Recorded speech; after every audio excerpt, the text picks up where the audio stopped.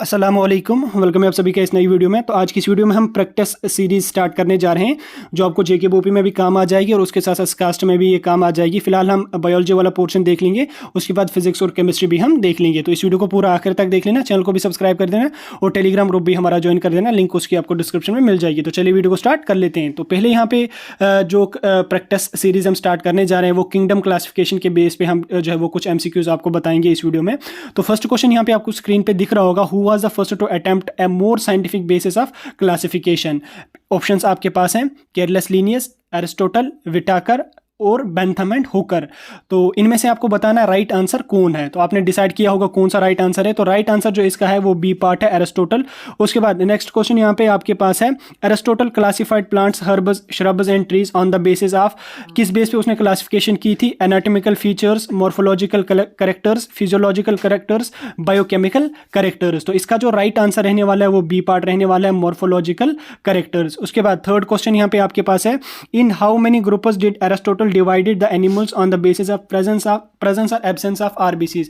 RBCs की presence या absence पे उसने कितने ग्रुप्स में एनिमल्स को डिवाइड किया था? वन ऑप्शन, मतलब ऑप्शन आपके पास है 1 ग्रुप, 2, 3 और 4। इसमें जो राइट आंसर रहने वाला है आपका वो रहने वाला है आपको बी पार्ट। बी पार्ट आपका राइट आंसर बने ना, 2 में उसने क्लासीफाई किया था। उसके बाद फोर्थ क्वेश्चन यहाँ पे आपको स्क्रीन पे दिख रहा होगा, two kingdom classification doesn't distinguish between, options आपके पास है eukaryotic and prokaryotic, unicellular and multicellular, photosynthetic green algae and non photosynthetic fungi organisms, और लास्ट ऑप्शन आपके पास है ऑल ऑफ द एबो। इसका जो राइट आंसर रहने वाला है वो डी पार्ट रहने वाला है, ऑल ऑफ द एबो। ज्यादा हम डिस्कस डिटेल में नहीं करेंगे क्योंकि आपकी जो ये जो है वो टेस्ट सीरीज है, इसमें ज्यादा डिस्कशन करने की जरूरत नहीं। मैं आपको क्वेश्चन बताऊंगा, आपने आंसर बताना है, देन उसके बाद मैं आपको आंसर बताऊंगा ताकि आपको पता चले कि कितनी प्रिपरेशन जो है वो आपने की है। उसके बाद नेक्स्ट क्वेश्चन यहाँ पे आपके पास है, in which year Whittaker proposed the 5 kingdom classification. 5 kingdom classification जो है वो किस ईयर में विटाकर ने जो है वो दी थी? 1960, 1959, 1969 और 1979। इसका जो राइट आंसर रहने वाला है वो आपका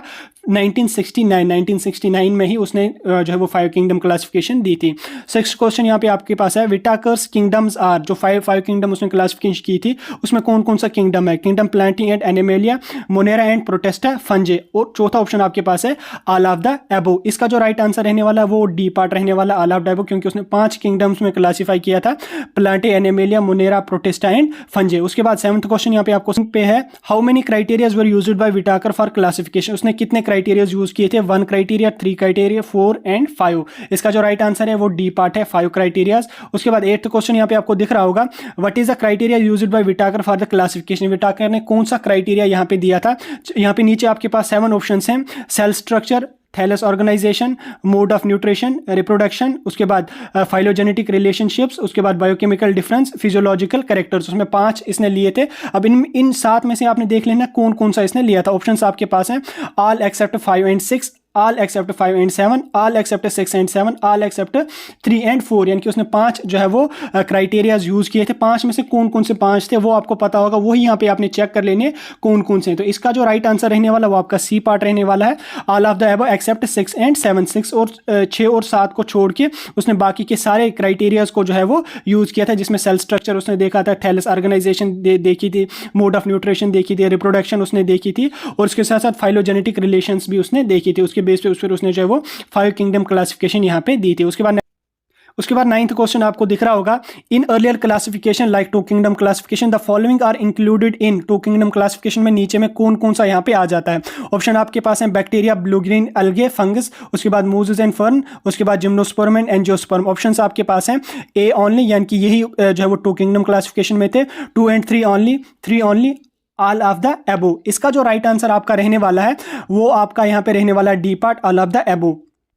उसके साथ साथ नीचे अगर हम 10 क्वेश्चन की बात करें, 10th क्वेश्चन आपके यहाँ पे आपको दिख रहा होगा, what is common to bacteria, mosses and fungus, it's a mode of nutrition, presence of cell wall, autotrophs and body organisation. उनमें सेम क्या कुछ यहाँ पे होता है? इसमें जो राइट आंसर आपका रहने वाला वो बी पार्ट है, cell membrane, sorry, presence of cell wall उनमें सिमिलियर होती है। उसके बाद 11th क्वेश्चन है, all prokaryotic group are put under these kingdom. Prokaryote जो है वो किस किंगडम में यहाँ पे रखे गए हैं? Kingdom Monera, kingdom Plantae, kingdom फंजे, kingdom Protista. उनको जो है वो किंगडम किंगडम मोनेरा में ही रखा गया है। उसके बाद नेक्स्ट क्वेश्चन यहाँ पे आपके पास है question number 12, the kingdom protista containers, kingdom protista में कौन कौन सा यहाँ पे पाया जाता है? ब्लू ग्रीन अलगे, फंजे, unicellular eukaryotes, all of the एबो। इसका जो राइट आंसर रहने वाला है आपका वो सी पार्ट रहने वाला। यूनिसेलुलर यूकैरियोट्स जो है वो किंगडम प्रोटिस्टा में रखे गए हैं। उसके बाद पे है phylogenies refers to morphology, physiology, reproduction, उसके बाद एवोल्यूशनरी रिलेशनशिप्स।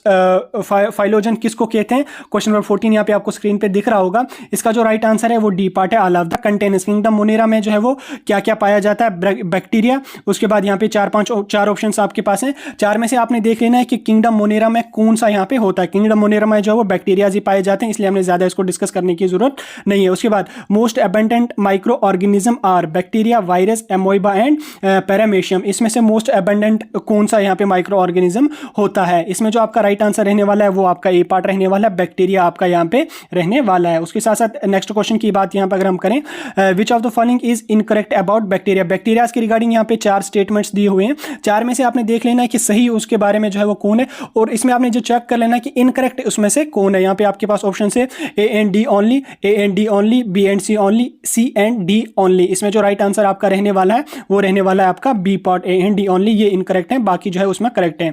उसके बाद क्वेश्चन की अगर यहाँ पे बात करें, most extensive metabolic diversity is found in protozoans, amphibians, bacteria and fungi. इसमें जो आपका राइट आंसर रहने वाला है वो आपका रहने वाला है बी पार्ट एम्फीबियनस। उसके बाद क्वेश्चन नंबर 19 की बात करें, most of the bacterias are chemoautotrophs, photoautotrophs, heterotrophs and holozoic. इसमें जो आपका 19 का राइट आंसर रहने वाला है वो आपका रहने वाला है सी पार्ट, हिटेरोट्रोफस। उसके बाद क्वेश्चन नंबर 20 की अगर हम बात करें, यहाँ पे आपने जो है वो दो कॉलम्स दिए हैं, इनको मैच करना है आपको। मैच करने के बाद यहाँ पे आपको जो नीचे आंसर दिए हैं इसमें चेक कर लेना कौन सा आपका सही है। इसको ज़्यादा हम डिस्कस नहीं करेंगे। इसका जो आपका राइट आंसर रहने वाला है वो ए पार्ट रहने वाला है। ए का यहाँ पे 30 MCQs इस वीडियो में डिस्कस किए। फिलहाल वीडियो को हम यहाँ पे खत्म कर लेंगे। हर वीडियो में हम कोशिश कर लेंगे 20, 30, 40 MCQs डिस्कस करने की। जितने हम कर सकेंगे उतने हम करते रहेंगे। हर दिन हम आपको वीडियोज़ वगैरह प्रोवाइड कर लेंगे।